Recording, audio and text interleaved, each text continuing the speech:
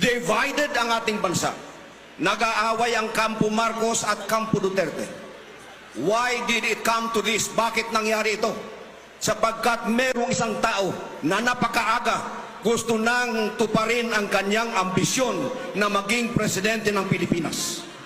Ang unang ginawa nila, People's Initiative. They wanted to amend the Constitution so that we will shift from presidential to parliamentary and he can be appointed Prime Minister. Hindi nagtagumpay yun, 26 billion ng gastos. Gumawa sila ng bagong programa, ayuda. Etong mga perang binibigay sa inyo, hindi tutulong sa mahihirap. Ito ay pambili ng boto natin para yung kanilang kandidato sa lokal ngayong eleksyon ay mananalo in preparation for 2028. Hindi pa rin nakontento, they impeached Sara Duterte. Hindi pa rin nakontento, they exiled the former president to The Hague to be tried by a foreign court. My dear friends, all of this have bearing on our local politics.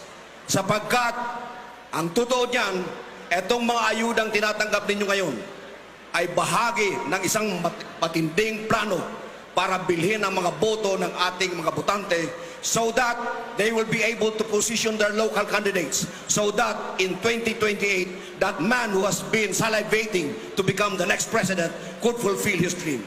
And this man is no other than Martin Romualdez.